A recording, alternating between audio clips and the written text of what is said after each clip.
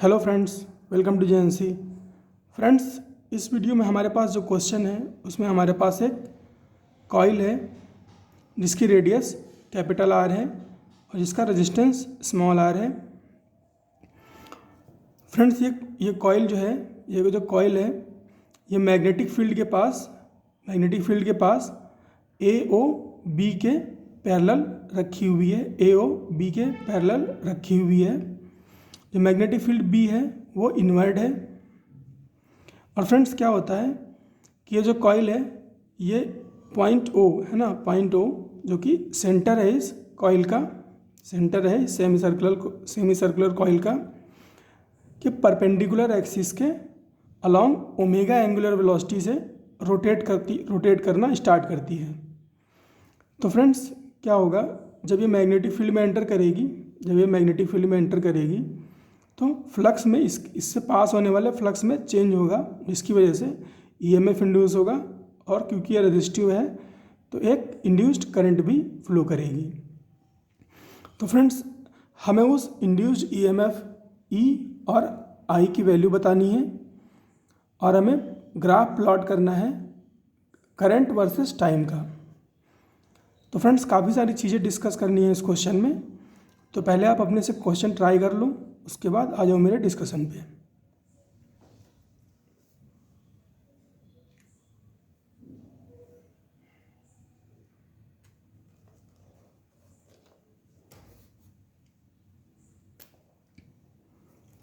तो फ्रेंड्स, बात करें अगर इसके सॉल्यूशन की, तो क्या होगा, इनिशियली इससे कोई भी मैग्नेटिक फील्ड पास नहीं कर रही है। फिर जब ये फ्रेंड्स थीटा एंगल एंटर कर चुकी होगी इन टाइम टी, है ना, इन टाइम टी, यहाँ टी इज इक्वल टू 0 से स्टार्ट करती है और टी टाइम तक ये थीटा एंगल ट्रेवल करती है अंदर मैग्नेटिक फील्ड में। तो फ्रेंड्स, टी लेस देन, है ना, इसका मतलब क्योंकि ये रोटेट कर रही है ओ पॉइंट के अलॉन्ग, है ना, यहाँ पे ओ पॉइंट मान लेते हैं। तो पॉइंट ओ के अलॉन्ग ये रोटेट कर रही है ऐसे, तो इसका एक टाइम पीरियड होगा ऑब्वियसली, है ना। तो टाइम पीरियड होगा ऑब्वियसली। तो अभी इसका टाइम पीरियड कितना है, यहाँ पर इसका टाइम 0 है।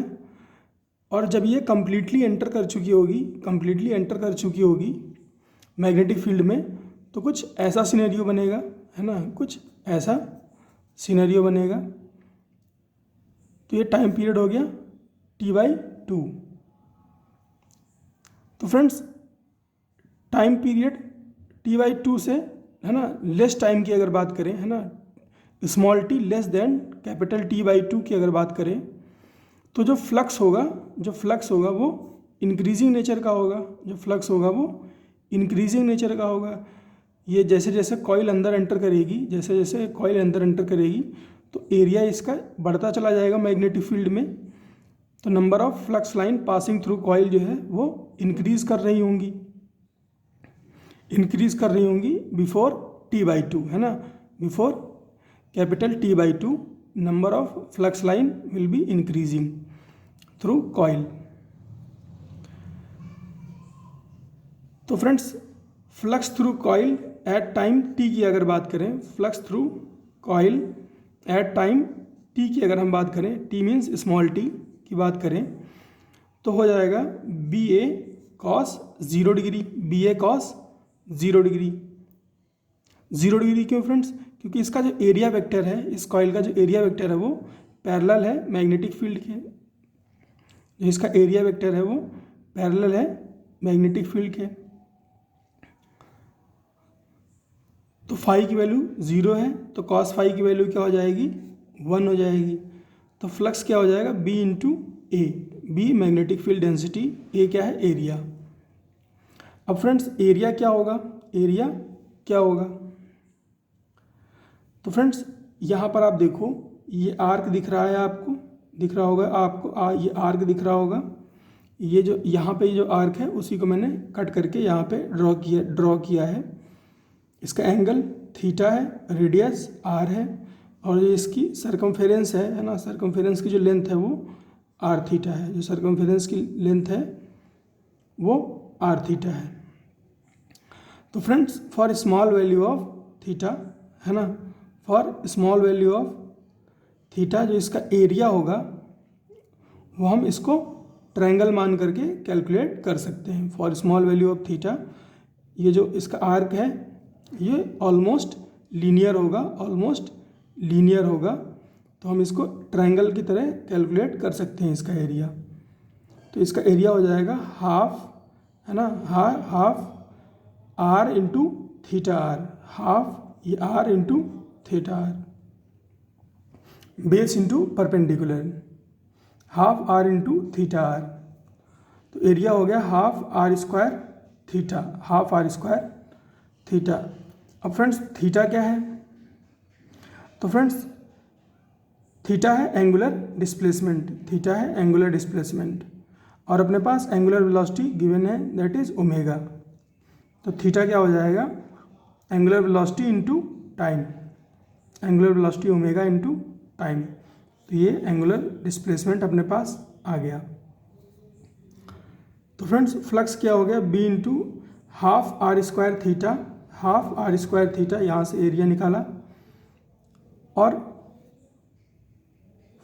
फाई को हम क्या लिख सकते हैं? बी आर स्क्वायर, है ना, B r square by 2 into theta की जगह पर क्या रिप्लेस कर दिया? Omega t, B r square omega t by 2। ये अपने पास आ गया flux as a function of time. अब हम इस फ्लक्स को अगर डिफरेंशिएट कर दें तो हमें इंड्यूस्ड ईएमएफ मिल जाएगा, इंड्यूस्ड ईएमएफ मिल जाएगा। तो फैराडे लॉ के अकॉर्डिंग इंड्यूस्ड ईएमएफ होता है mod of d phi by d t. तो हमने इसको डिफरेंशिएट कर दिया तो हमारे पास ईएमएफ कितना आया? B r square omega by 2, B r square omega by 2।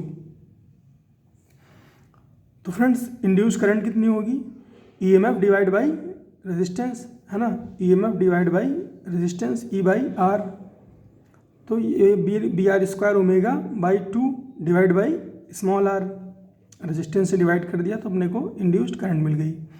और फ्रेंड्स इंटरेस्टिंगली आप यहाँ पर देखो, है ना, कि ये जो करंट आ रही है ये इंडिपेंडेंट ऑफ टाइम है, इंडिपेंडेंट ऑफ टाइम है। मतलब कि कोई फ़र्क नहीं पड़ता है कि कितना, है ना, कितना कॉइल जो है वो मैग्नेटिक फील्ड में है, कोई फ़र्क नहीं पड़ता इससे। केवल